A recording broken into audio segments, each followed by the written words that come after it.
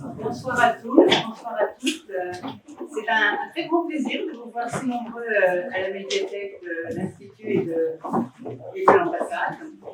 Et c'est un moment important, puisqu'après l'inauguration à Paris de la saison France-Portugal 2022 et après l'extraordinaire vernissage de l'exposition sur Gérard Fromanger ce soir à la Fondation Bernardo, nous avons ce moment d'échange avec des invités privilégiés qui connaissent et qui ont connu et qui sont très proches de l'artiste. Et donc, je vais évidemment laisser le soin à Eric Korn de présenter nos invités. Et surtout, je voudrais vous remercier, Monsieur le Commissaire, pour cette exposition très belle. Vous avez d'ailleurs, je dois vous exprimer les remerciements de la ministre de la Culture française qui est venue hier à Lissin. Un peu en couchement, mais elle est venue pour l'inauguration et elle a été très sensible aux explications à la fois pédagogiques et en allant à l'essentiel que vous lui avez donné. Elle a beaucoup aimé cette soirée. Et donc je vais sans plus attendre vous laisser la parole parce que ce sera beaucoup plus intéressant de vous écouter tous les quatre. Je voudrais vraiment vous remercier pour votre présence et je remercie infiniment d'être là ce soir. Merci à l'Institut français. C'est depuis 3 expositions, il y a vraiment une forte collaboration entre l'Institut français et les expositions j'ai l'honneur de présenter au musée Collection Bernardo et un échange. Je pense qu'être commissaire d'exposition, c'est une vision et un regard sur une œuvre aussi particulière aussi, et de nos liens forts que nous avons eu avec Gérard Fromanger. Et l'idée, comme j'avais fait pour Charlotte Salomon, c'était d'inviter, je crois que c'était Nathalie Hazan, qui était la directrice du MAGE, d'avoir un autre regard, une autre perception par rapport à l'œuvre de Nathalie, de Charlotte Salomon. Et là, nous avons 3 personnes proches, amies, qui ont travaillé à différents titres autour de l'œuvre de Gérard Fromanger. Je pense que c'est toujours terrible quand une œuvre est prise que par un seul regard. Une œuvre, c'est une ubiquité de regard, c'est des multitudes de regards. Donc j'ai demandé à Anne Dary si elle acceptait Anne Dary, donc, qui a été commissaire de plusieurs expositions, qui a écrit, qui connaît vraiment parfaitement l'œuvre, et je tiens là ici à la remercier parce que le départ de Gérard a fait que c'était compliqué pour longtemps de trouver telle œuvre, et ça a fait aussi l'originalité de l'exposition, ça nous a forcé à trouver des œuvres qui n'ont jamais été montrées. Et je remercie de son aide et mon support et tout ça, et bon, ces inquiétudes qui me traversaient la tête. Je vais retourner à côté de ma compagne pour que cette discussion se fasse d'un autre regard. Si pour l'exposition Gérard Fromanger, nous faisons une visite au musée le samedi à 16h, et j'aurai plaisir à vous accueillir pour faire ce parcours de cette exposition qui nous touche beaucoup, parce que Gérard, c'est un artiste que nous admirons, ça c'est clair, et l'enjeu de l'exposition, c'était montrer vraiment son talent, son génie, n'ayons pas peur de le dire, et son interrogation au monde, et sa contemporanéité. Je trouve que les questions que pose Gérard dans son œuvre sont des questions contemporaines. Il y a des œuvres qui ont son temps, qui s'inscrivent dans une époque. Je trouve que toute l'œuvre de Gérard, on peut vraiment la lire extrêmement précisément aujourd'hui. Voilà. Alors, je ne sais pas comment vous êtes répartis votre temps de parole. C'est le premier. Alors, on va commencer par toi. Non, parce qu'en fait, on avait pensé que c'était bien que ce soit Serge qui parle en premier. D'accord. Puisque d'abord, il a l'antériorité. C'est ce que j'avais compris. Il a l'antériorité de la connaissance de Gérard. Et donc voilà, c'était bien. C'était son vrai ami. Donc c'est aussi un autre regard que celle des historiennes de l'art. Alors, oui, je crois que ça marche. J'ai effectivement rencontré Gérard pour la première fois en 1968, exactement le 3 mai 1968 à Nanterre. Gérard accompagnait une journaliste britannique du Sunday Times qui voulait rencontrer la contestation étudiante qui fleurissait à Nanterre. Et moi, il se trouve, j'étais là, désigné par Cohn-Bendit pour parler au nom du 22 mars. Je n'étais pas du tout étudiant à Nanterre, j'étais professeur dans un lycée parisien, et j'étais là comme curieux, quoi. Donc curieux intéressé, mais curieux. Et donc, voilà, on s'est rencontrés à ce moment-là, et on s'est revus plusieurs fois au cours du mois de mai, puisque le 22 mars, auquel je faisais référence tout à l'heure, s'est déplacé dans Paris, et au cours du mois de mai, s'est installé aux Beaux-Arts, qui était occupé donc par les étudiants et les peintres, et donc à côté de l'atelier populaire. Donc on passait les soirées, les nuits, les machins, voilà. Donc on avait connu cette proximité à ce moment-là, y compris avec l'atelier populaire. Et d'ailleurs, Anne m'avait demandé de faire raconter, entre autres, cette histoire sur une très bonne question qu'elle m'avait posée, c'était quoi le style de mai? Et c'est ça, hein, je ne me trompe pas. Oui, c'était le style de mai. Alors, en fait, j'avais fait une exposition sur les affiches. Sur les affiches de mai 68. Et donc, tu m'avais demandé de faire un texte sur le style de mai. Voilà. Alors, Gérard, c'est simple, il est né, il faut le rappeler, parce que je pense qu'il y a une question d'époque importante. Il est né en septembre 1939, c'est-à-dire il est né après la déclaration de guerre. Donc, si j'ose dire, sans entrer dans les détails, il a été conçu avant la déclaration de guerre. Moi, je suis né en 1942, donc la guerre, en pleine guerre. Donc, le fait d'avoir appartenu à cette génération, c'est celle quand même de l'infamie, de l'humiliation, de la honte.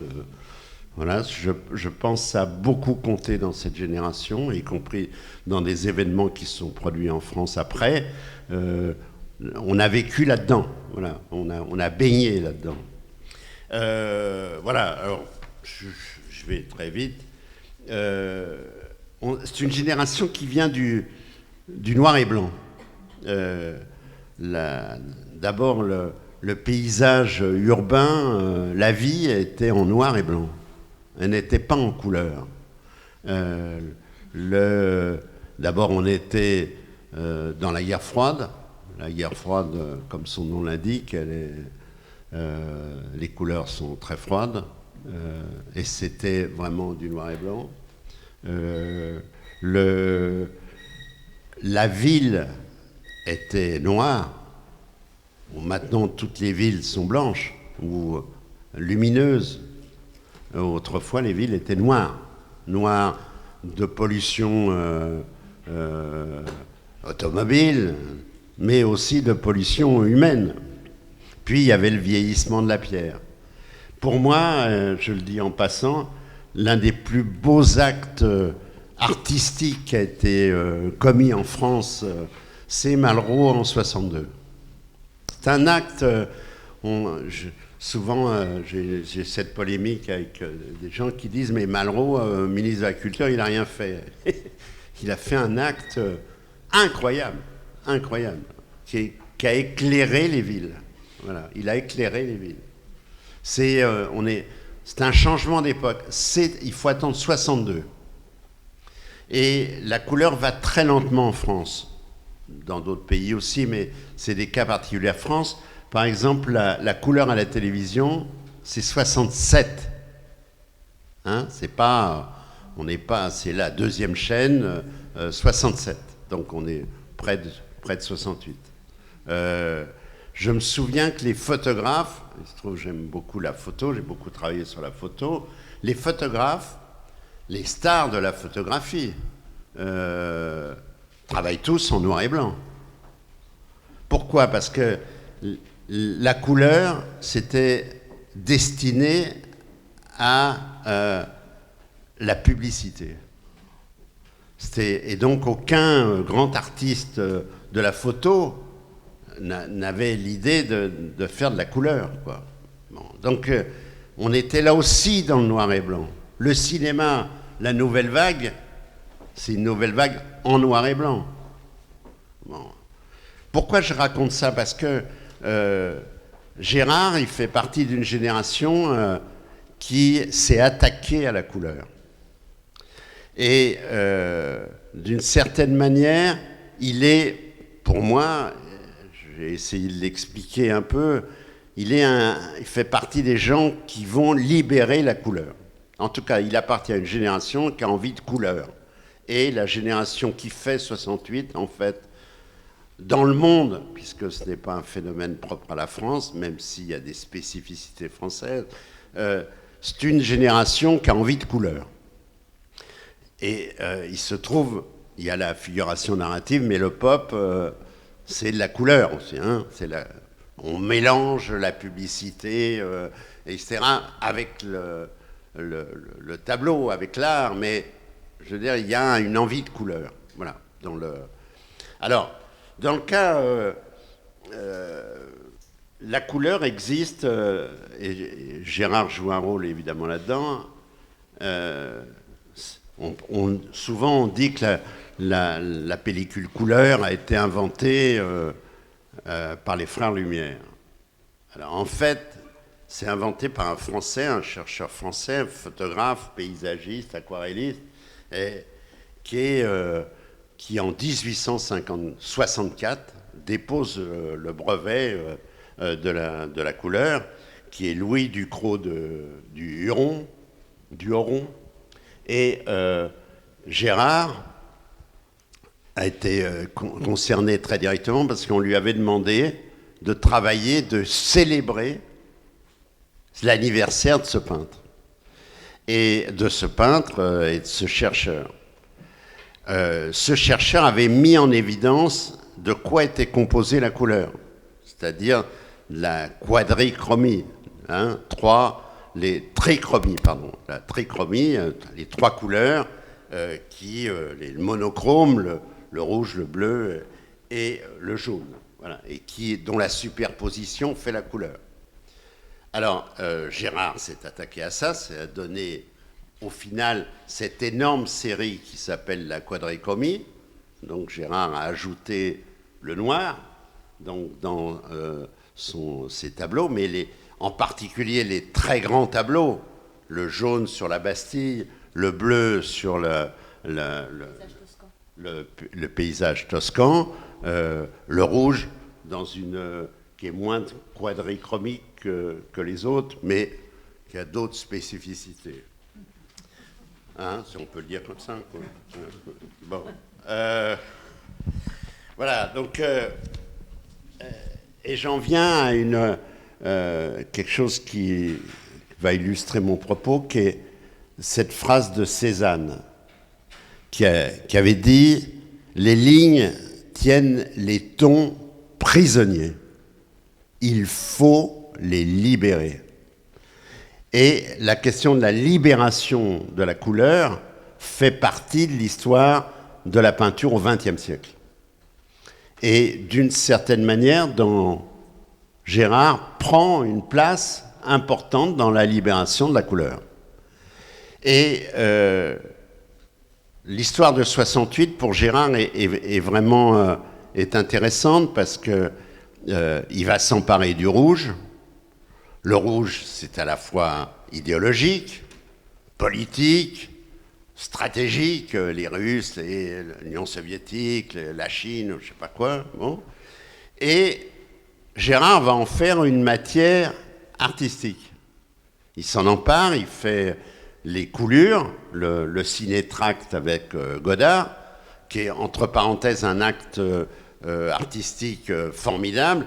Et souvent, dans beaucoup de musées d'art contemporain, je parle sous votre contrôle à toutes les deux, et à Eric, le ciné-tract, la coulure du rouge que tourne Jean-Luc Godard avec Gérard Fromanger, c'est ça qui est mis en valeur, en tout cas dans de nombreux musées d'art contemporain dans le monde. Voilà, donc il prend le rouge et il va en faire finalement autre chose, à tel point que Jacques Prévert dira en parlant de Gérard Fromanger, son nom, ça devrait être Rouge Fromanger. Voilà. Donc, et il fait du rouge autre chose que simplement quelque chose d'idéologique ou de politique. Et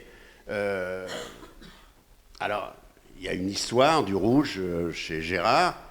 Après 68, évidemment, il fait plusieurs expositions où le rouge, la silhouette rouge, etc. Mais le rouge va devenir il va lui donner l'allure d'un concept. C'est une forme qui va devenir très active dans sa peinture. Et il y aura la forme silhouette et puis le trait de couleur qui lui aussi va être utilisé à plusieurs reprises par Gérard. À partir de là, il va s'occuper de libérer d'autres couleurs, les couleurs primaires et les secondaires, qui vont donner lieu à ce peuple de couleurs qui défile et qui traverse tous les tableaux de Gérard. Alors voilà, je ne vais pas être plus long, je voulais simplement signaler ça, ce côté libérateur de la couleur, qui fait, à mon avis, l'importance de Gérard. Il n'est pas le seul, il fait partie d'un mouvement qui veut libérer la couleur, mais en l'occurrence, il y joue un rôle essentiel. Voilà. Voilà, on m'a demandé de parler de Gérard Fromanger et la figuration narrative, donc qui est un mouvement auquel appartenait Gérard, parce qu'en fait, je me suis occupée d'un musée, le musée des Beaux-Arts de Dole, qui avait une grosse collection de figurations narratives, et j'ai œuvré pour l'enrichir, et j'ai acheté beaucoup d'œuvres de ces artistes, et puis j'ai beaucoup montré. Et c'est dans ce cadre-là que j'avais monté en 2005 une exposition, une rétrospective de Gérard, qui ensuite a circulé dans, on va presque dire, le monde entier, puisqu'elle avait été à Luxembourg, à Cuba, à Brasilia, à Rio, etc. Donc, Gérard Fromanger rejoint la figuration narrative dès 1964, mouvement dont il devient un acteur essentiel. Ce groupe d'artistes était issu de l'Europe entière. Il y avait un Suisse, un Américain, un Haïtien, Espagnol, Italien. Enfin, c'était vraiment un mouvement international. Et tous ces artistes venaient en France pour différentes raisons, qui étaient quelquefois pour échapper à la dictature, comme à Royo. Mais et ils se rencontrent à Paris. Et donc, alors, à ce moment-là, émergent sur la scène française donc, tous ces artistes qui vont d'abord être exposés par un critique qui s'appelait Gérald Gassio-Talabo, qui fait une exposition qui s'appelait Mythologie quotidienne, et d'ailleurs auquel d'ailleurs n'a pas participé Gérard, parce qu'il était à ce moment-là, il n'avait que 25 ans, et lui commençait en peinture en fait. Mais par contre, il expose dès 64 au Salon de Mai, et surtout dès 65 au Salon de la Jeune Peinture. Alors le Salon de la Jeune Peinture, qui était jusque-là un salon assez plan-plan, on va dire, qui montrait on va dire tout ce que ces jeunes artistes qui avaient envie d'en découdre n'aimaient pas, c'est-à-dire la peinture abstraite ou alors une peinture figurative, mais de paysage très plan-plan. Et donc, Gérard et ses amis exposent pour la première fois dans ce salon de la jeune peinture, et ils vont en faire en fait leur QG, ça sera vraiment le fer de lance de toute cette génération. Et en même temps, ils étaient en 65, par exemple, il y avait tout un groupe d'artistes qui vont faire une exposition avec, justement, pour se moquer un peu de tous ces, enfin carrément même, de ces artistes paysagistes. Ils avaient décidé de faire tous un tableau vert de 1 mètre sur 1 mètre, le vert comme le paysage. Et donc chaque fois, ils faisaient un peu des scandales comme ça. Non, parce que c'est après que je parle des artistes.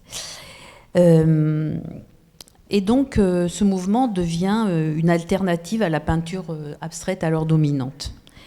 Et dans une société de consommation mue par un flux d'images incessant, par des biens qui aussi déferlaient dans les étals, la réintégration du réel dans l'art et sa représentation suivant des formules plastiques inédites ont constitué le fondement d'une nouvelle démarche, redonner à la peinture une fonction politique et critique de la société de consommation. Et ça va être un peu leur mot d'ordre. Si vous voulez, ce qui dénonçait dans les artistes plus âgés, c'était, surtout dans la peinture abstraite, c'était cette volonté de faire de l'art pour l'art. Eux, ils veulent faire un art qui soit utile et qui soit politique et engagé. Et c'est aussi pendant les événements de mai 68, à l'Atelier populaire des Beaux-Arts, qu'un certain nombre de ces artistes pourront exercer leur talent au sein d'une lutte politique et collective dans laquelle Fromager s'impliquera totalement. Alors il y avait, parce qu'à cette époque, c'était quand même pas du tout comme maintenant, il n'y avait pas beaucoup de lieux pour exposer pour les artistes, hein, il n'y avait pas encore les maisons de la culture, les centres d'art, les FRAC, il y avait quelques galeries, et puis sinon il y avait ces salons qui étaient pour eux très importants. Et Gassio Talabo, il y a quelqu'un aussi qui a beaucoup compté à ce moment-là et qui a vraiment défendu et montré ses artistes, c'était Pierre Gaudibert, qui était un conservateur de musée, qui travaillait au musée d'art moderne de la ville de Paris et qui avait fondé comment on va dire, une espèce d'institution au sein même du musée qui s'appelait l'Arc. Et un certain nombre d'artistes vont être exposés par Gaudibert à partir de ces années-là.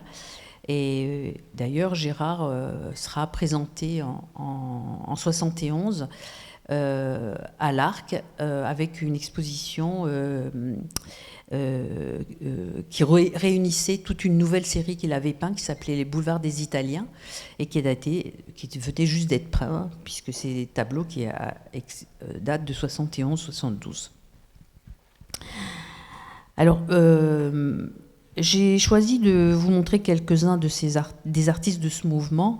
Alors, je ne vais pas vous faire un cours d'histoire de l'art, donc j'ai choisi 6 images, je crois, 6 ou 7, et qui ont compté mais qui en même temps donc, ont été des membres actifs et très d'avant-garde pour ce mouvement de la figuration narrative, mais qui ont aussi compté pour Gérard, et avec lesquels ils étaient très amis. Donc, j'ai commencé par Édouard Arroyo. Donc, tu peux me mettre la première image. Je répète, Arroyo était un peintre espagnol qui s'était réfugié en France à cause de la dictature de Franco en Espagne. Et pour Arroyo, la peinture, c'était faire récit. Donc, il a fait une peinture souvent engagée, politique. Le thème de l'exil aussi est très présent dans ses œuvres. Et ici, il rend hommage au peintre Jean Hélion, ce peintre qui passa de l'abstraction à la figuration. Donc en général, c'était plutôt le contraire, hein. Les artistes commençaient à faire de la figuration, puis ils passaient à l'abstraction. Et Hélion a eu ce chemin inverse qui a été très particulier, parce que c'était un très bon peintre abstrait, plutôt à la suite de Mondrian. Et donc là, Arroyo le choisit comme modèle, hein, parce que ça représente Hélion. Et parce que il lui rend hommage en quelque sorte, hein, et comme figure titulaire. Et il raconte dans ce tableau son évasion, l'évasion de Hélion, parce qu'il s'était engagé au début de la guerre, Et ensuite, il a été fait prisonnier dans un camp allemand et il s'est évadé. Et donc, c'était aussi comme ça une figure assez légendaire en quelque sorte pour ces artistes. Donc, c'est une peinture de 1974 et qui appartient au Centre Pompidou. Arroyo, d'ailleurs, co-signera. En fait, un certain nombre de ces artistes vont faire aussi des peintures collectives, et notamment Arroyo avec Gilles Ayot et Recalcati vont faire une œuvre qui va faire scandale, qui s'appelle Vivre ou laisser mourir, ou la fin tragique de Marcel Duchamp, en 1965, et donc dans lequel ils assassinaient en fait Marcel Duchamp. Il y a d'autres artistes, un ensemble d'autres artistes, un groupe d'autres artistes qui vont aussi travailler en commun, qui sont la coopérative des Malassis. Vous pouvez passer la suivante. Donc les Malassis firent œuvre commune pendant 8 ans. Et leur peinture est narrative, elle est organisée en séquences, rappelant le cinéma ou la bande dessinée. Ils jouent du détournement de la citation pour porter un message politique. Leur plus grande peinture, qui est celle que vous avez devant les yeux, qui s'appelle Le Grand Méchoui, ou 12 ans d'histoire de France, était constituée de 40 panneaux.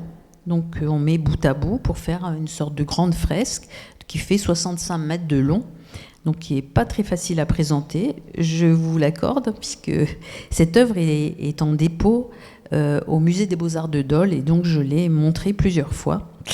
Et c'est vrai que c'est un bel exercice pour un conservateur, mais c'était très amusant quand même.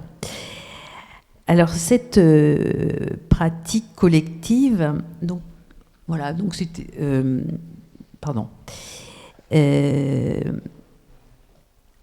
cette pratique collective permettait de pervertir les règles du marché de l'art et de la création individuelle. Et donc dans cette œuvre, il faisait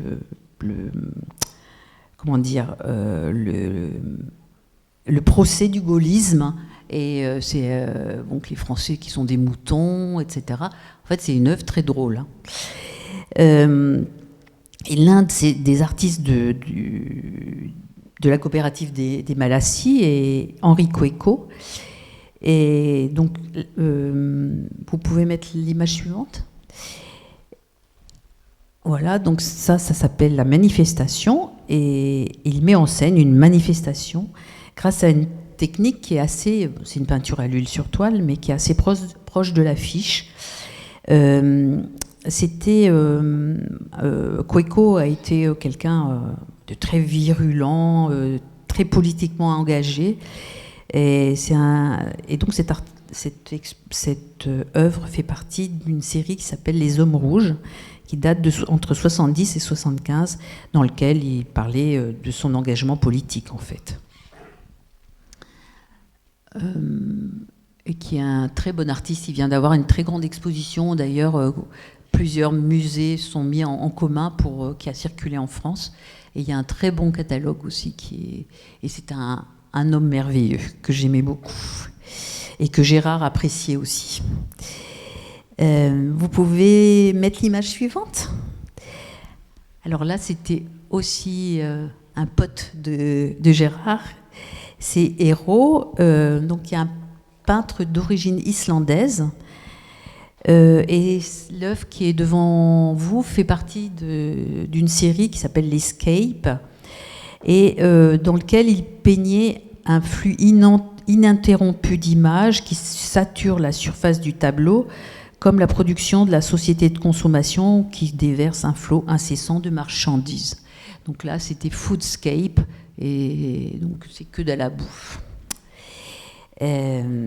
Donc Hérault est aussi quelqu'un que j'appréciais et dont j'ai montré le travail. La suivante, s'il vous plaît. L'engagement politique est aussi présent chez Lucio Fanti, qui est d'origine italienne et qui peint là le fauteuil de Lénine. En fait, c'était Smolny, c'était le lieu à Saint-Pétersbourg, était le lieu de réunion des bolcheviks où s'est préparée l'insurrection du 25 octobre 1917. Donc ce tableau a une sorte d'atmosphère onirique et parodique de la peinture réaliste socialiste, parce que en fait, Lucio Fanti, ses parents étaient communistes et il l'envoyait en faire des colonies de vacances en Russie, et il a gardé un souvenir assez terrible de ses vacances en URSS. Et dans ses premières œuvres, il raconte beaucoup cet épisode, et en même temps, il se moque un peu aussi de cette peinture réaliste socialiste. La peinture suivante. Donc là, il s'agit d'une œuvre de Hervé Télémaque. Hervé Télémaque était d'origine haïtienne, et il est, je veux dire, sa peinture, elle est moins engagée d'un point de vue, en tout cas à cette époque, d'un point de vue politique que les autres. Je dirais qu'il allie une esthétique pop à une combinatoire surréaliste. C'est quelqu'un qui avait fait une psychanalyse, et son travail a été beaucoup marqué par cette psychanalyse. Voilà. Donc là aussi, on peut voir ces couleurs qui... très flashy, très, très joyeuse de Télémaque, et aussi tous ces objets de la société de consommation qui se mêlent à son univers mental. La suivante, s'il vous plaît. Donc là, il s'agit d'une peinture de Gilles Ayot, qui est un artiste aussi qui était proche de Gérard, qui est très connu pour ses peintures animalières, poétiques et étranges. Donc là, on voit, en fait, si on regarde bien, puisque souvent il a fait des animaux en cage ou des animaux qui étaient dans des zoos, qui étaient une sorte de, on va dire, de symbole de l'aliénation humaine. Et donc là, en fait, on voit qu'il y a une panthère qui est couchée en haut. Mais en même temps, c'est une sorte de tableau. Pour moi, c'est un tableau qui était acheté par le FNAC et qui est déposé au Musée des Beaux-Arts de Rennes. Et donc, j'ai été directrice. Et ce tableau, je trouvais très beau parce qu'il a un côté abstrait, en fait. Tout le bas du tableau, la moitié du tableau est abstrait, l'autre moitié est figuratif. C'est quelqu'un qui a fait beaucoup de décors de théâtre, comme d'ailleurs Lucio Fanti. Et c'est un artiste dont j'ai montré aussi le travail, et qui avait en fait, c'était un artiste peintre, quoi. Il faisait de la peinture, quoi. Mais par contre, il a été très engagé, surtout au début, en faisant ses œuvres collectives avec Recalcati et Arroyo, et qui était là très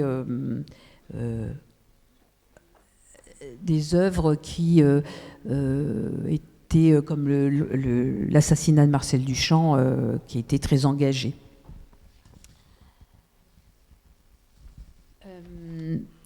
Je pense que... c'est quoi là l'image ensuite? Ah oui. Et donc là, il s'agit d'une œuvre de Monori. Monori a été très inspiré dans sa peinture par le cinéma et par les polars. Il fait des sortes d'arrêts sur image. Et en même temps, donc, toujours des œuvres souvent monochromes, bleues, roses ou jaunes. Beaucoup sont bleues. Donc là, c'est une œuvre qui provient de la série des meurtres, Et donc, c'est une œuvre qui appartient au Centre Pompidou. Voilà, je vais m'arrêter là. De nombreux autres artistes ont fait partie de cette nébuleuse qu'est la figuration narrative. Je citerai encore le Suisse Peter Stampfli, l'Allemand Peter Claesen, l'Américain Peter Saul, l'Italien Adami, le Français Bernard Rancillac. Et puis, comme on est à Lisbonne, je voudrais quand même parler aussi, au moins citer le très joli peintre portugais qui était René Bertolo, qui a fait partie de la figuration narrative. Et peut-être aussi terminer par un petit coup de cœur pour Lourdes Castro, qui a été longtemps la compagne de Bertolo, mais qui n'a pas tout à fait partie de ce groupe, mais elle était à Paris en même temps qu'eux. Et Gérard la connaissait d'ailleurs. Et moi, c'est une artiste que j'aimais beaucoup, dont j'avais 2 tableaux au musée des Beaux-Arts de Dole, et qui est morte le mois dernier. D'ailleurs, il y a des peintures d'elle au musée Bérardo.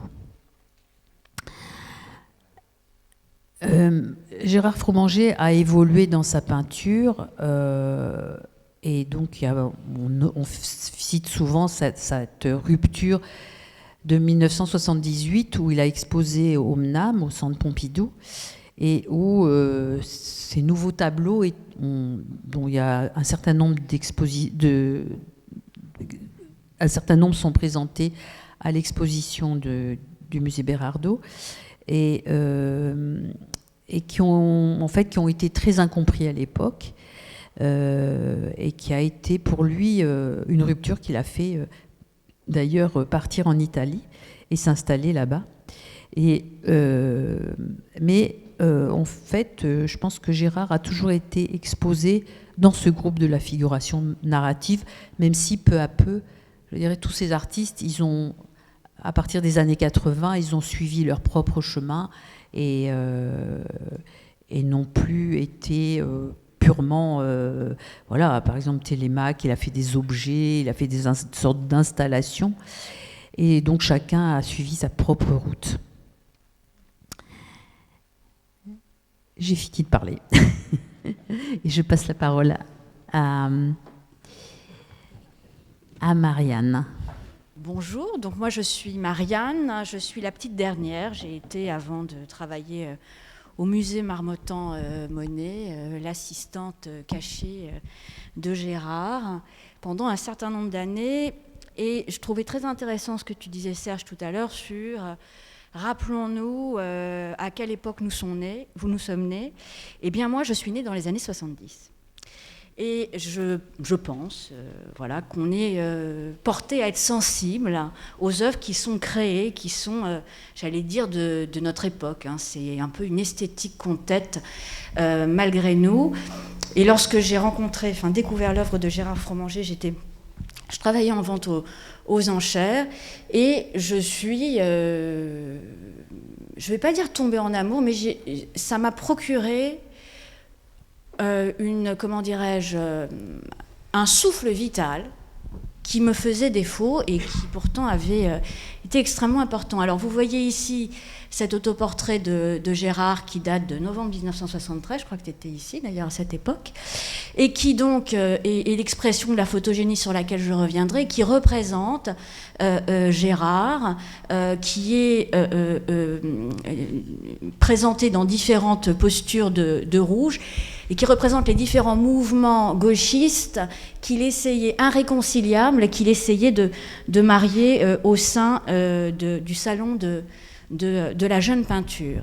Alors, est-ce que vous avez vu l'exposition du musée Bérardo ? Si vous l'avez vue, vous avez constaté que l'œuvre de Fromanger, comme tu le disais, à partir de 1978, va être extrêmement variée. Et donc, la question que je me suis posée et que je souhaite vous poser, c'est est-ce que Fromanger, et là on peut aller à la diapo suivante, est une œuvre des années 70. Fromager est-il le peintre d'une époque et exclusivement d'une époque? Alors vous voyez ici, il y a une collection extrêmement importante publiée aux éditions du Regard sous la houlette de Anne Bonny, donc ce sont ces années, et Fromager fait la couverture des années 70 d'Anne Bonny. Et donc si on va plus loin, alors effectivement on s'aperçoit que Fromager, effectivement, on peut aller à la diapo suivante, eh bien, il est le peintre de 68, ça je crois qu'on l'a bien évoqué. Diapo suivante, ici, je l'ai dit, il se révèle dans la manière dont il va rendre compte de cette révolution. Il est aussi, diapo suivante, le peintre d'une société de consommation, et vous voyez ici, dans ces œuvres sur lesquelles je reviendrai, solde, démarque massive, liquidation totale, il y a quelque chose d'extrêmement fort qu'il exprime et, j'allais dire, qu'il assume. Et puis enfin, diapo suivante, il est le peintre de la société du spectacle, c'est-à-dire une société qui est bouffie par l'image, que Fromager va chercher à restituer dans un rapport critique, raisonné à la photo, à travers une pratique que Michel Foucault va, j'allais dire, mettre en mots, théoriser, et qu'il définira comme une peinture photogénique, un texte important qui a été réédité grâce à Sarah Wilson, qui est ici ce soir et que je tiens à saluer. Alors ce postulat d'un peintre des années 70, c'est-à-dire d'un peintre de la photogénie et qui assume ces trois critères, eh bien effectivement, il peut être renforcé par cette rupture extrêmement claire et violente de l'exposition de 1978. Alors diapo suivante. Non. Alors là, vous avez effectivement Deleuze. Ah oui, je l'ai. Voilà, donc vous avez Foucault. Voilà, Foucault qui est portraituré par Fromager et qui a mis en mots ce principe de la photogénique avec la couverture du livre de Sarah Wilson. Et puis, on passe à la diapo suivante, la rupture de 80, avec la série Tout est allumé. Alors, vous avez à droite la couverture du catalogue de Pompidou, à gauche la peinture de Fromager. Effectivement, rien à voir. L'exposition est une catastrophe. Fromager qui participait, j'allais dire, d'une dynamique extrêmement positive, très exposée, va rentrer dans une traversée du désert. Véronique, si tu pars avant la fin, je vais dire que je vais parler de ton père, mais que je dirai à la fin qu'il avait raison. Et donc, Gérard était à la galerie Gégère, et à l'issue de cette exposition, extrêmement critiqué, puisqu'il rompt, j'allais dire, avec tous les critères qui sont les critères qui avaient été mis en place préalablement.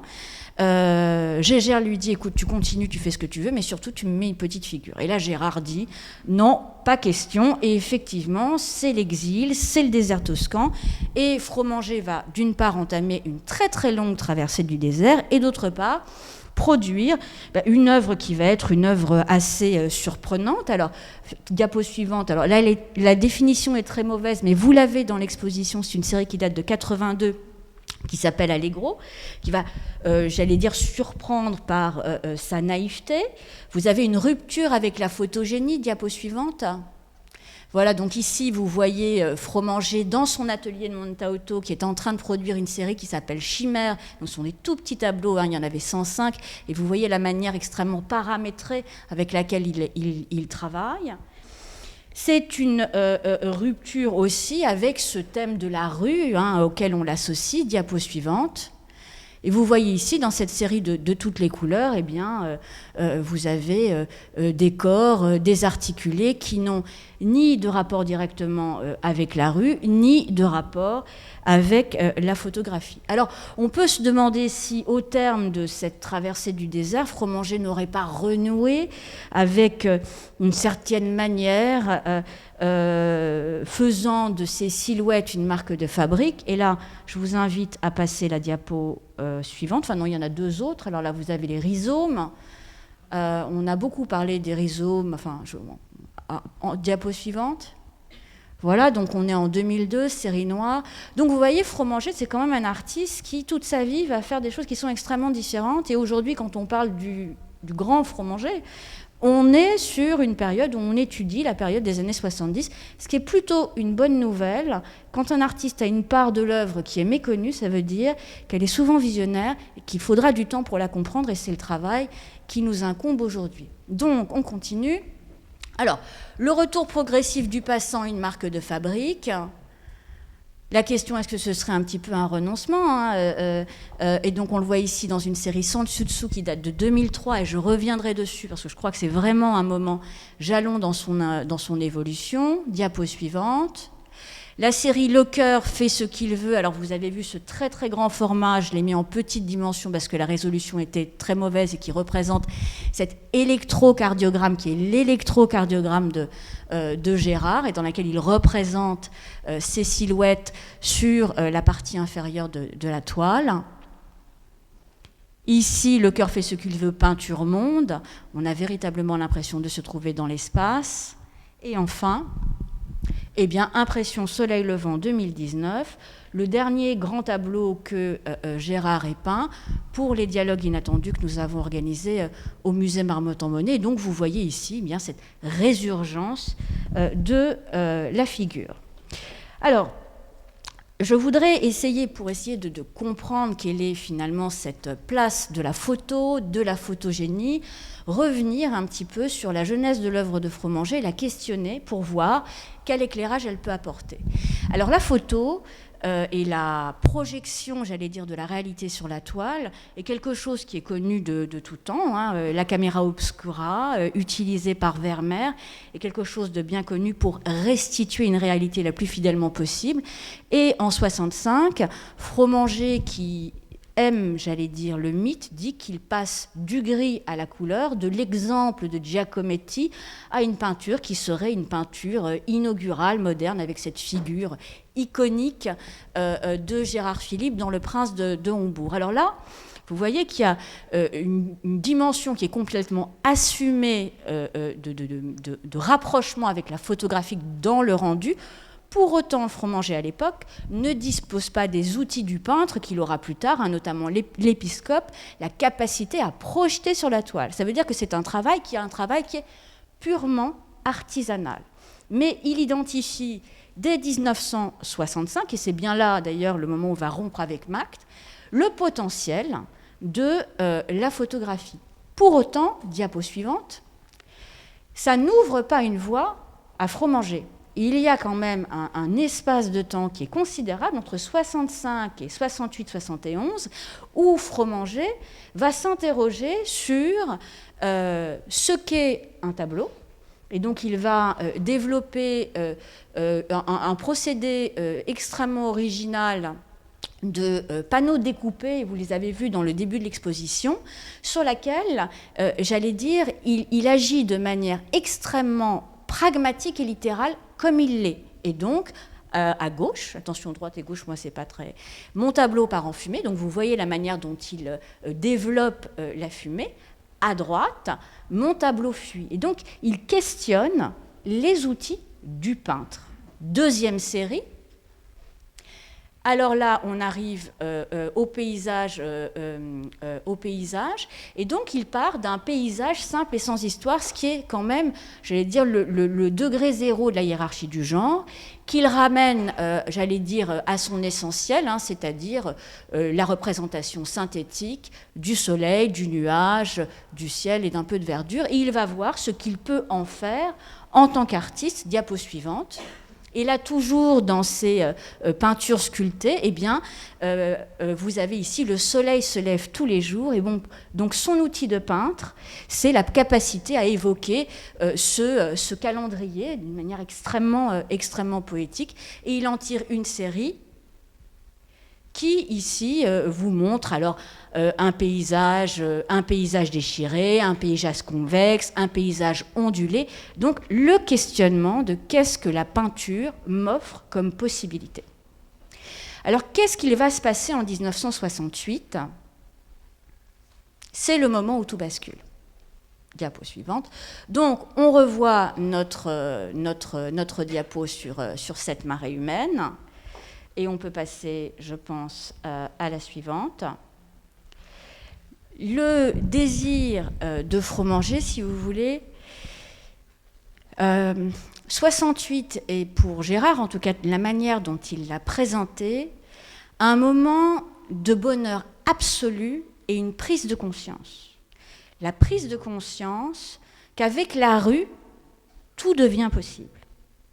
Et cette rue, si vous voulez, elle va incarner pour Fromager, finalement, ce qu'il définira comme l'énergie vitale.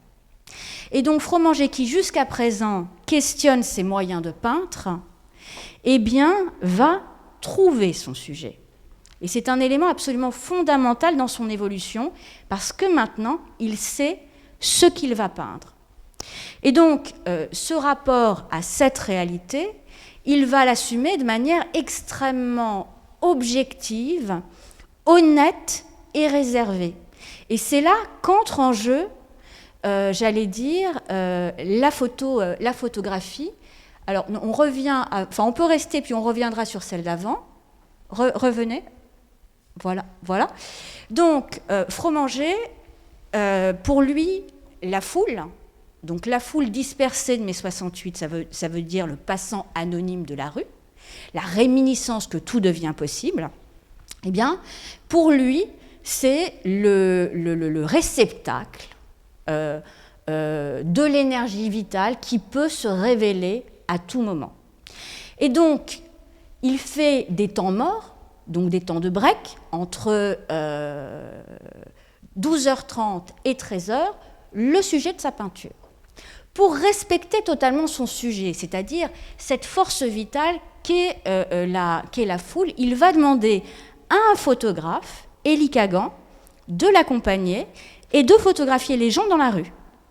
Et à partir de ces photos, qu'il n'a pas composées lui-même, il va créer une série, et donc vous avez ici la maquette, de manière toujours extrêmement stricte, radicale, objective. Il aime bien ce terme cache, et vous voyez qu'il décline toute la gamme alors je ne sais plus quelle est la maison de fabrique, mais enfin bon, toute la gamme de manière tout à fait systématique. Alors on revient à la diapo précédente, et donc vous voyez ici que vous avez à droite la photo d'Élie Kagan, et vous avez à gauche le tableau de Fromager.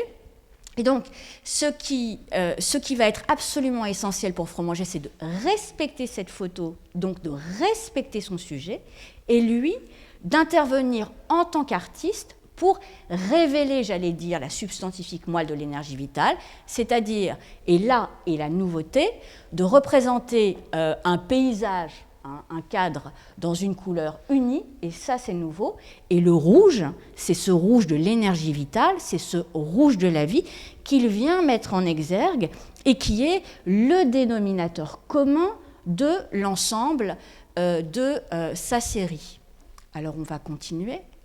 Voilà.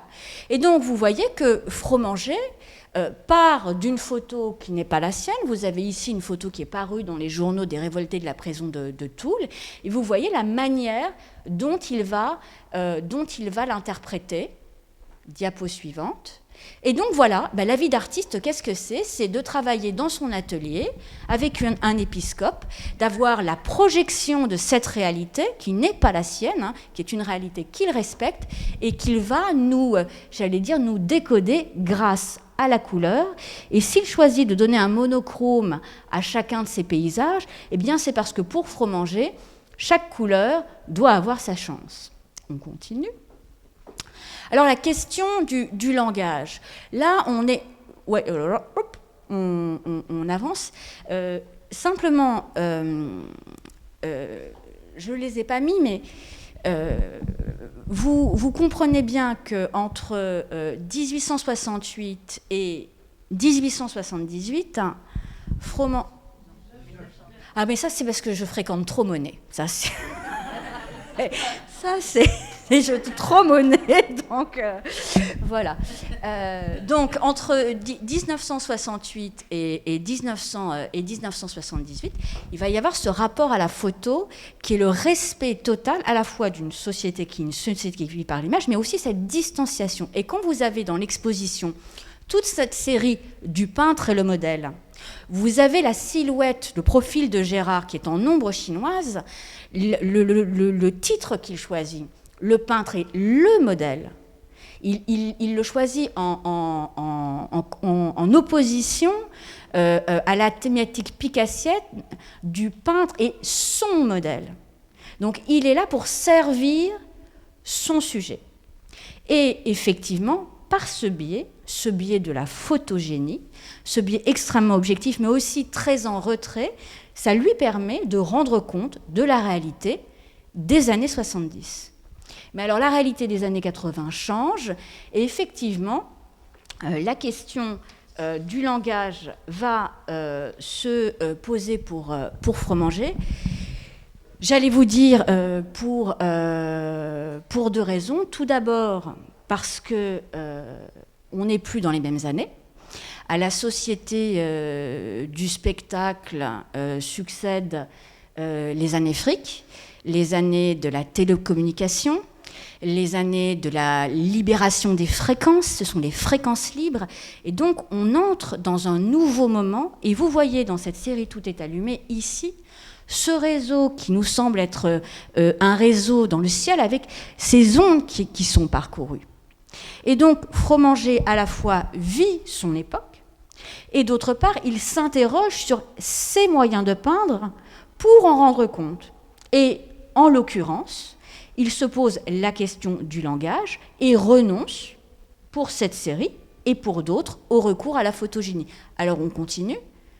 Vous voyez l'arme blessure rire, et vous voyez ici comment Fromanger situe, j'allais dire, le passage d'une époque à une autre, déjà dans la constellation, c'est-à-dire qu'il y a un moyen de communication qui est invisible à l'époque, mais qui pourtant fait qu'aujourd'hui, nous sommes tous avec un téléphone portable. C'est là que ça se joue. Hein. On continue.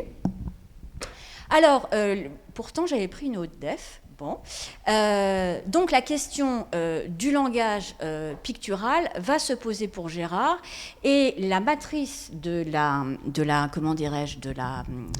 série Tout est allumé, c'est ce tableau qui est un poème d'amour qu'il écrit à sa compagne Anna, et que je vous lis rapidement. Je suis dans l'atelier en train de peindre, dessin, pinceau, trace, valeur, composition, médium, figure, chaud, chevalet, couleur, froid, image, châssis, lumière, blablabla, blablabla, blablabla, blablabla. Et toi, mon amour, mon cœur, ma vie. Et toi, larmes, blessures, rire, la vue, l'ouïe, le goût, l'odorat, le toucher, à mon seul désir. Et ici... C'est le dernier, celui-là. C'est le dernier. J'ai vérifié, c'est le dernier. Oui.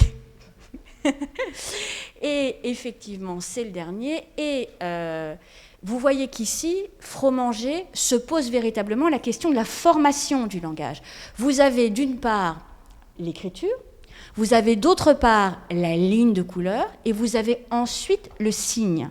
Et donc, il se pose la question de la formation d'un langage. Et on va le voir, on continue. Vous voyez qu'ici, il va poser de manière extrêmement radicale, alors c'est une peinture qui est très très mal reçue, la toile avec le fond de couleur, cet alphabet qui est en gestation. Suivante. Et à mon seul désir, eh bien, Fromanger vient ici dialoguer avec les tapisseries de la Dame à la licorne qui sont conservées au musée de Cluny. Donc je ne vous présente que la dernière. Et vous voyez que tout en haut, au-dessus du D, eh bien, il est inscrit « À mon seul désir ». Et vous avez tout en bas, à droite, de la lettre d'amour à Anna, « À mon seul désir ». Suivante. Vous avez ici ce grand tableau qui aujourd'hui est à Beaubourg et qui effectivement est réalisé en dialogue avec ses comment dirais-je, avec ses œuvres. Et la diapo suivante vous les présente côte à côte. Alors on peut effectivement se demander pourquoi Fromanger va renouer, j'allais dire, avec cette peinture qui est cette création artistique qui est une création ancienne. Eh bien, tout simplement, diapo suivante. Bravo Marianne, ça c'est bien. Donc, Alors, bon, vous avez tous vu le tableau noir dans l'entrée de l'exposition.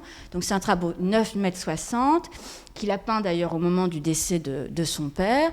Et vous avez, par ordre alphabétique, le nom d'artistes illustres, moins illustres, 680 artistes trouvés dans le dictionnaire.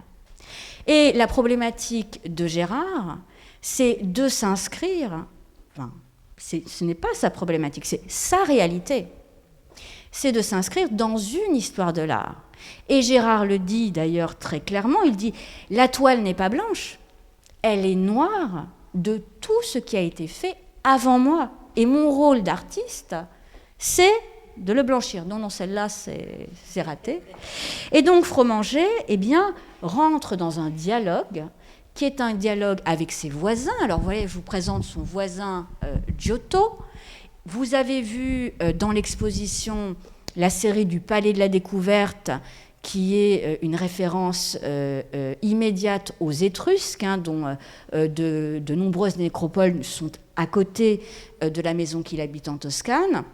Et puis, ce sont ses amis. Alors là, je vous présente les amis qu'il a portraiturés lorsqu'il a travaillé au musée Marmottan. Caillebotte, Marie Cassatt, Pissarro, pour lequel il avait une admiration absolue, Sisley, Renoir, Cézanne. Je n'ai pas mis Monet parce qu'aujourd'hui, je souhaite vous parler davantage de Gérard. C'est très, très émouvant parce que quand on a fait ce dialogue inattendu, on a une salle qui n'est pas très grande et je lui dis « C'est fini, Gérard, là, on arrête, il n'y a plus de place. » Et il m'a dit « Non, il faut absolument que je fasse leur portrait. » Et donc, il voulait absolument être près de ses amis. Et donc, la problématique, le souci de Gérard, c'était de se poser les questions que ses prédécesseurs s'étaient posées et de trouver quel était le langage le plus adapté à la peinture de son temps, à son propre parcours, d'où, j'allais dire, ses multiples recherches. Alors, on peut aller à la diapo suivante. Et donc, vous voyez, on revient avec Allegro, les chimères, quadrichromie, de toutes les couleurs, les batailles, séries noires, des œuvres qui sont toutes différentes, mais qui se justifient dans cette dialectique qui impose à l'artiste une originalité et une recherche. Alors, on a pourtant, diapo suivante, un retour à cette figure silhouettée, détourée, détachée. Et vous avez à gauche une petite pièce extrêmement importante que Gérard réalise dans les années 2003. Et il me dit « Ah, j'ai trouvé un truc ». Il a trouvé un truc, et le fait de représenter ces personnages tête bêche, sans dessus-dessous, est quelque chose qui lui permet de rendre compte d'une réalité qui succédait à une série qui s'appelle Série Noire et qui était très empreinte d'une vision mafieuse, et donc effectivement d'une société en mal qui n'a plus de sens. Et c'est très très drôle parce que quand on en discutait tous les deux, il me dit « Comment tu l'écris sans dessus-dessous ?» Alors je lui dis « S-A-N-S. Voilà. Ben, moi aussi, mais figure-toi que Anna, sa femme, traductrice, m'a regardé en me disant « Mais enfin, Gérard, sans dessus-dessous, c'est sens. » Et donc on voit bien ici que à la fois le terme qu'il avait choisi instinctivement et la formule qu'il a choisie, eh bien, lui amène à pouvoir rendre compte de cette réalité. Une réalité qui est une réalité nouvelle, parce que s'il y a quelque chose qui est différent de ce que nous avons vu au préalable, alors je vous ai mis les œuvres à l'échelle et qui sont des œuvres qui datent de périodes différentes, celle-là étant, l'outre-mer étant les plus récentes, les silhouettes ne figurent plus dans un contexte. Fromanger n'est plus dans une photogénie. Il n'est plus là pour, j'allais dire, transfigurer une réalité qu'il respecte. Il a une démarche qui est différente. Alors, que signifie pour Fromanger, à ce moment-là de sa carrière, c'est-à-dire dans les 10 dernières années de sa carrière, eh bien, ces silhouettes colorées, diapo suivante, on peut considérer qu'elles ne sont plus une marque du temps, mais qu'elles sont devenues, alors attendez, je vais quand même sortir ce que j'ai écrit,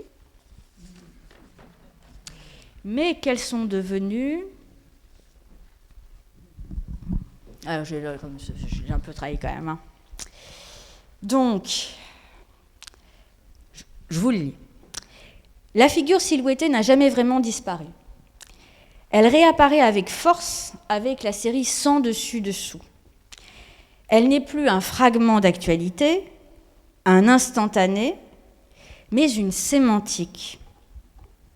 En une vie de peinture, Fromager a déterminé un langage qui lui permet de rendre compte de cette énergie du monde, quelle que soit la manière dont elle se manifeste, et qui est portée par les silhouettes multicolores des passants. Ces silhouettes, elles sont universelles, elles sont intemporelles.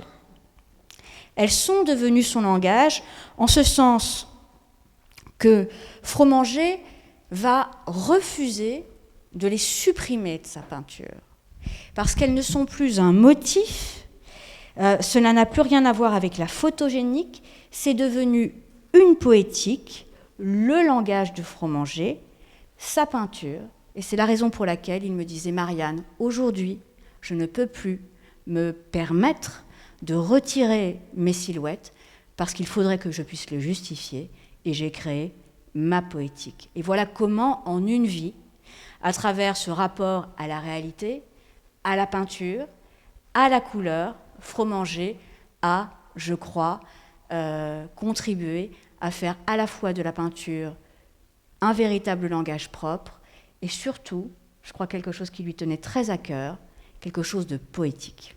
Voilà, j'ai fini.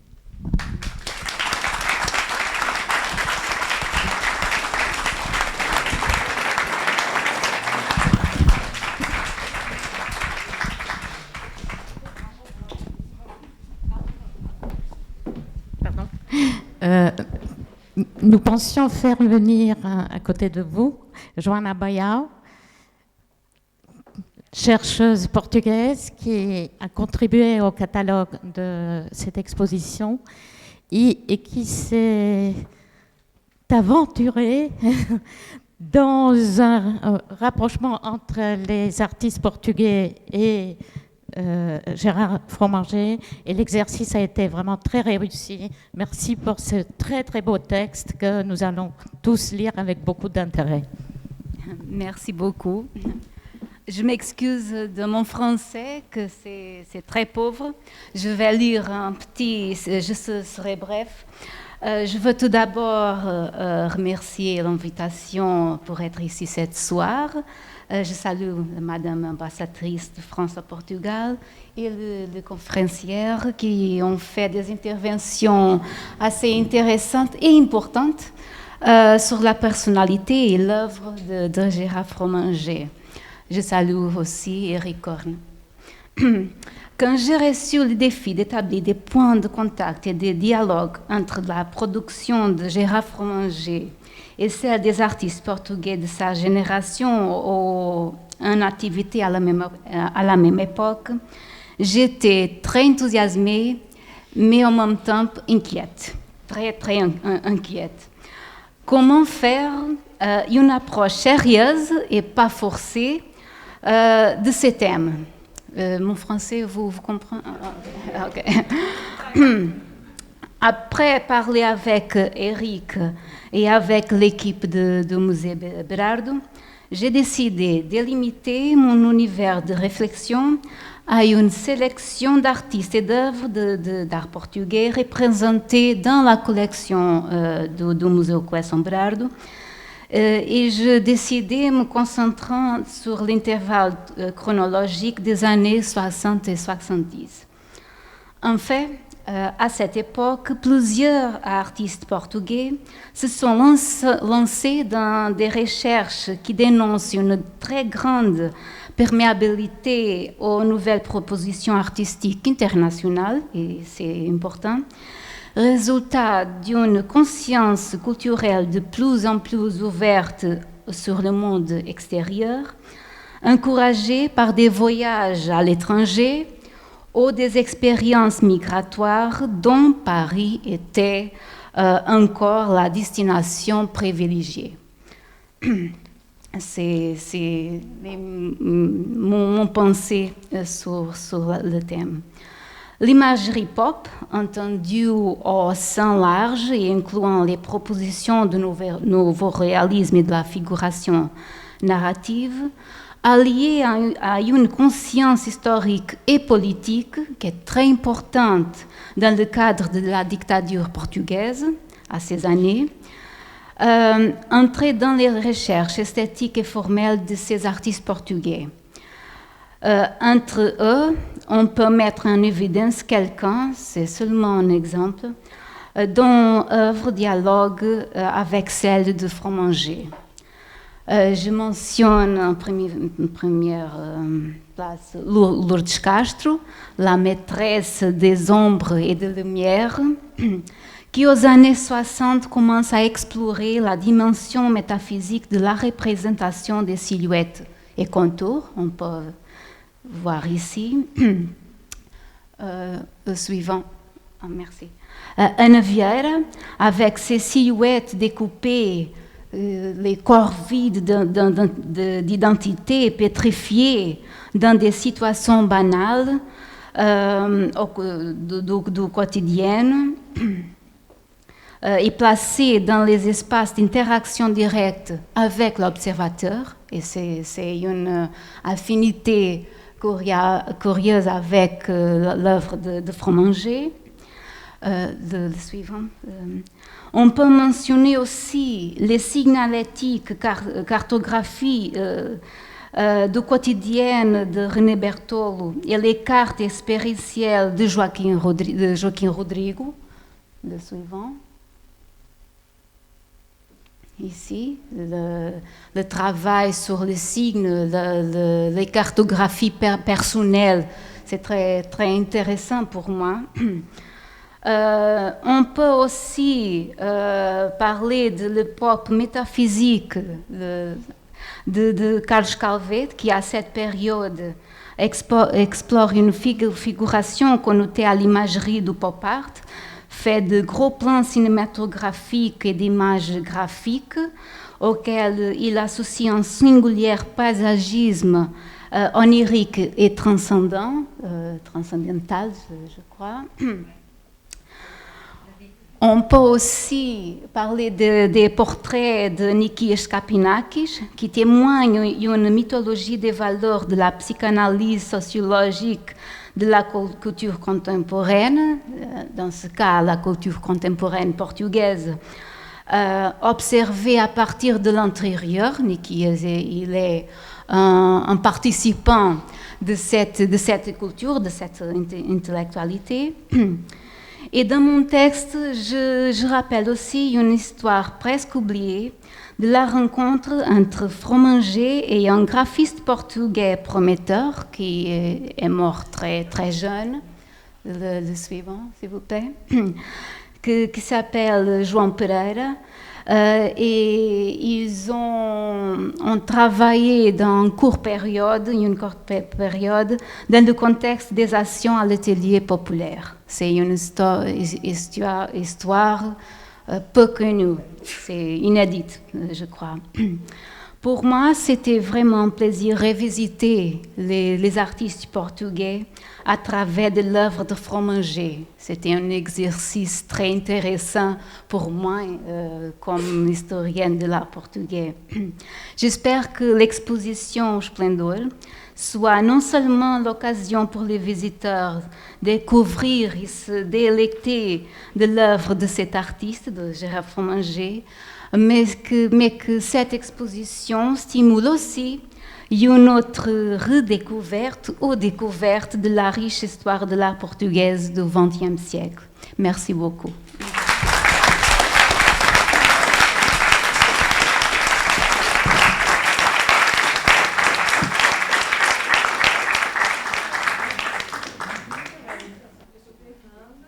Je suis Fernanda.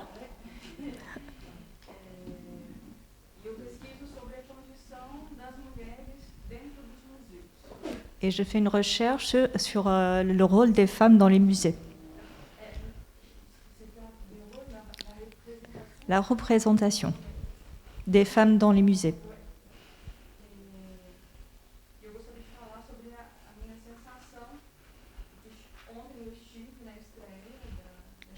J'aimerais bien parler de mes impressions, car hier j'étais à l'inauguration d'exposition.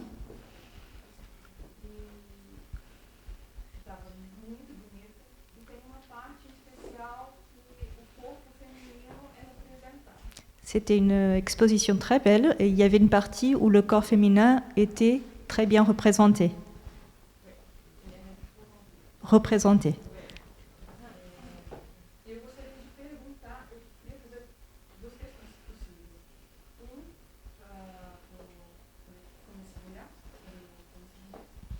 J'aimerais bien poser 2 questions, une au commissaire.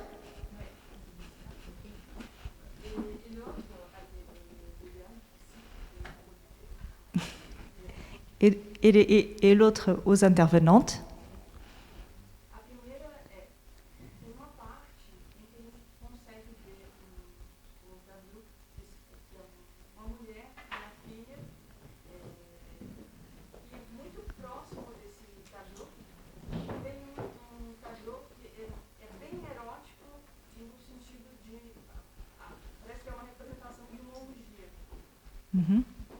Alors attends. Donc il y a un tableau où on voit une mère avec une fille et juste à côté un autre tableau où il y a une représentation assez érotique.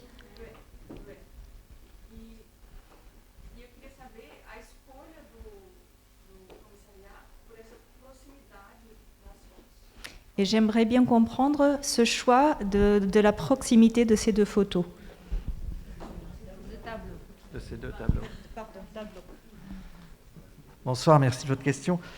Vous avez fait une salle où ce soir ont été abordées beaucoup de notions du travail de Gérard. Et ce tableau, je vois qui est une petite fille, c'est une commande qui a été faite à Gérard d'une mère avec sa fille.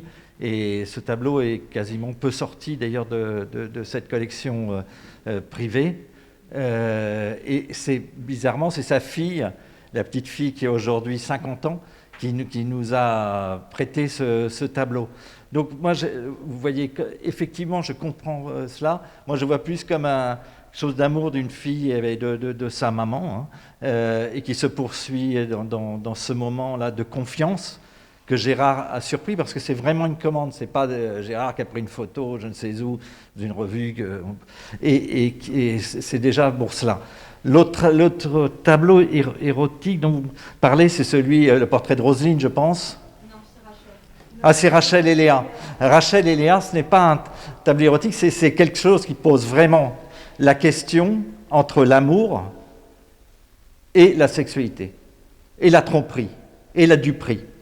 Donc ce n'est pas un tableau érotique, on peut le voir, aussitôt qu'on voit un sein, un sexe, on peut dire que c'est un tableau érotique.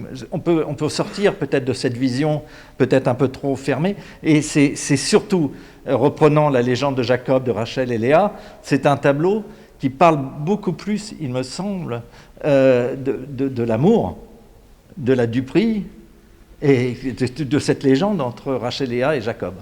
Voilà. Donc je ne le vois pas du tout comme un tableau érotique. Voilà ma réponse. Merci. Il y a une deuxième question ?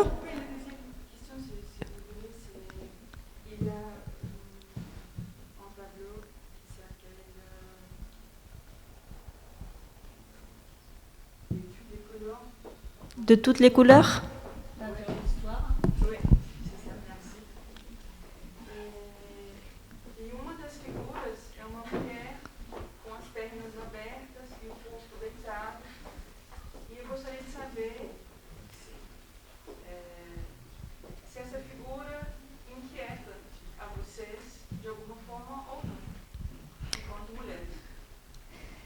Donc, dans ce tableau, il y a une femme qui a les jambes écartées et le corps en arrière.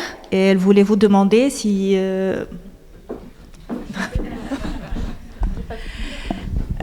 alors, je crois qu'il y a des choses très très différentes. C'est-à-dire que les deux premiers tableaux, le tableau de la mère et de sa fille, c'est une commande. Donc bon, il faut vraiment considérer ça comme une peinture de commande. Fromager n'est pas un peinture de la nudité. Fromager n'est pas un peinture ni de l'homme, ni de la masculinité, ni de la féminité. Quand on voit ces portraits, ce sont des hommages, ce sont des splendeurs, ce sont des amitiés, et c'est ce qu'ils révèlent. Ils ne révèlent rien de genré. Alors, la présence de ces positions érotiques ou pornographiques, tout d'abord, il les assume comme étant une réalité du monde et d'une certaine, j'allais dire, d'une certaine presse. Et quand on voit les œuvres des années 70, notamment son autoportrait, vous voyez qu'à chaque fois, à côté, il met toujours des scènes, des journaux érotico-pornographiques. Par ailleurs, pour Fromager, ce sont à un moment des formes et des signals. Parce que la figure que vous avez vue là, c'est la même figure, c'est-à-dire c'est le même prototype découpé dans un journal qui a été utilisé pour Rachel, et c'est la même que l'on retrouve dans le prototype il a fait un grand tableau rouge qui représente les nus. Et donc, c'est la manière de rendre compte, j'allais dire, d'une part de notre société et d'une part de notre existence, mais de la transfigurer dans l'œuvre d'art. Et lorsqu'il fait sa peinture d'histoire, pendant la guerre de Yougoslavie, il est persuadé, à juste titre, qu'il ne vendra pas une toile, et donc il se dit, quitte à ne pas vendre de toile, alors faisons des peintures invendables et des peintures manifestes. Et peinture d'histoire, j'allais dire, est une peinture synthétique, est une peinture manifeste, qui d'une part endosse la responsabilité de l'artiste dans sa création, puisqu'on le voit bien à gauche comme étant finalement l'ordonnateur de cette scène, qui englobe toute une réalité très très fragmentaire, et on voit les tours du World Trade Center, et on voit ces figures féminines, qui doit rendre compte d'un monde qui est en train de se scléroser et qu'il questionne, et il questionne cet aspect-là, ni plus ni moins qu'un autre.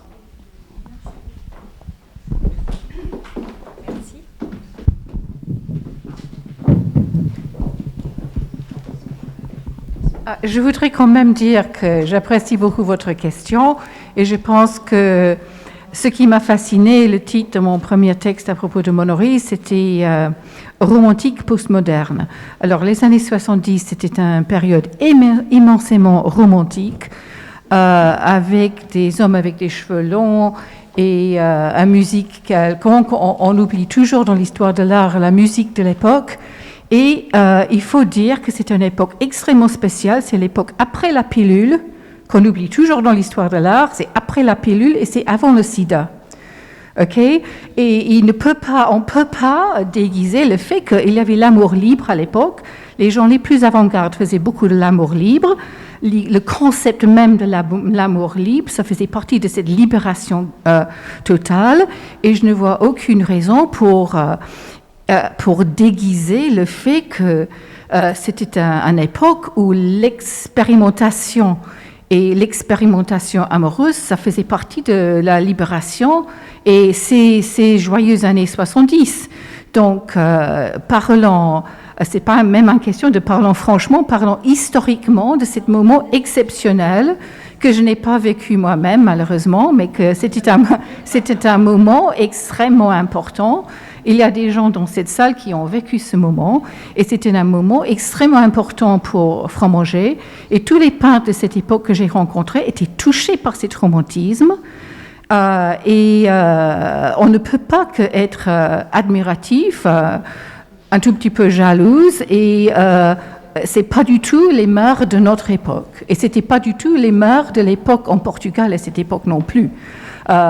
Donc c'était une libération du catholicisme et donc c'était quelque chose de très important. Il faut être extrêmement franche et ouvert à ce propos et c'est une bonne question qui a pu soulever à la fois mon réponse et mon émotion par rapport à ce que j'ai vécu auprès de ces artistes qui sont romantiques dans une autre manière que d'artistes des autres générations. Voilà. Alors c'est un petit poème d'amour pour l'amour de Gérard.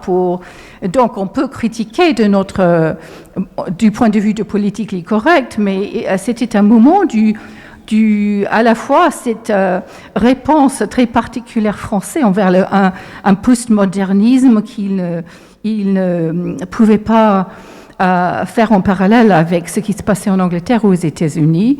Donc c'est quelque chose de très particulier et que je trouve un formidable chose des années 70 en France. Voilà.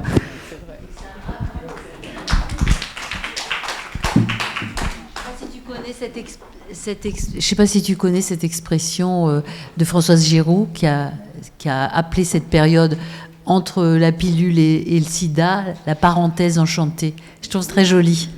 Tu ne connaissais pas ? Ouais, c'est joli, hein ? Ouais. Est-ce qu'il y a d'autres questions ? Pas de questions ? Outras perguntas ? Bon, merci beaucoup, merci.